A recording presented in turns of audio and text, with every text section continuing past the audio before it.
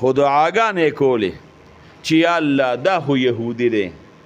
دی خو د نبی کریم صلی الله علیه و آله وسلم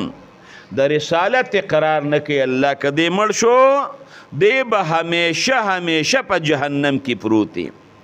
ځکه د الله د یووالي قرار به کوي چې الله یو دی ذات صفات او افعالو کې شریک نه لري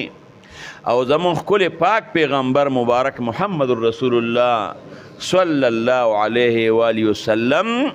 دا د الله پاک اخیری پیغمبر دی ادنه پس به بل پیغمبر نه پیدا کیږي دا به د عقیدې اصل شی عقیده ده نو یا الله دی خود رسول الله مبارک د رسالت مقر نه دی قرار نه کوي کدی مړ شو همیشه به جهنم ته دی ایمان ورله ورک ابن جریر طبری صاحب وی مونږ خو کور ته لاړو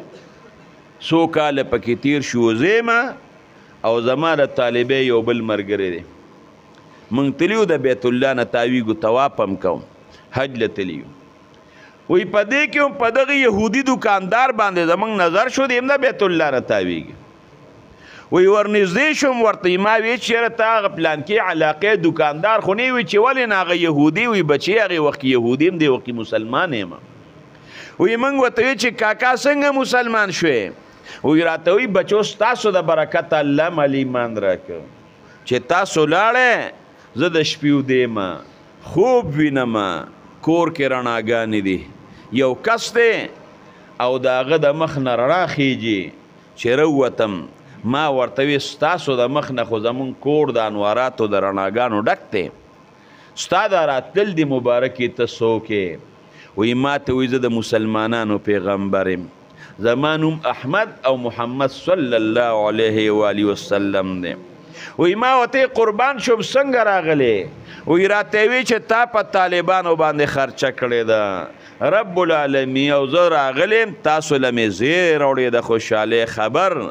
رب العالمین ستا د ښځې ستا د بچو د ایمان فیصله کړې ده د ایمان زیری مې راوړې دی بابا چې سار راپاسېد ښځې تیل وي ښځې وي دا خوب خو ما هم لیدی دی زوی وی دا خوب خو ما هم لیدی دی لورې وی دا خوب خو ما هم لیدی دی سورلس کو ولس کسان شو وی د شپې مونږ یهودیانو چې سار را پاسې د مونږ ټول مسلمانان شو او اوس دا د حج له مونږ راغلیو وی بچو ستاسو د وجې الله پاک مونږ له ایمان راکړ نو یو یهودي دا خلک وی طالب بس خوري طالب بسس کی الله د طالب د رزق انتظام کوي د یهودي پړه کې ورواچوله چې ته پې خرچه کوه په طالبانو باندې الله پاک لوږې نه هرې نه تیری او دا ده چې طالبانو سره د طالبانو خرچې برداشت کې او طالبانو سره امداد کې الله د هغې بدلې ورکوي دا د یهودي ته وګوره هغه له د هغه ښځې او بچو له الله پاک ایمان ورکړ نو چې یو سړی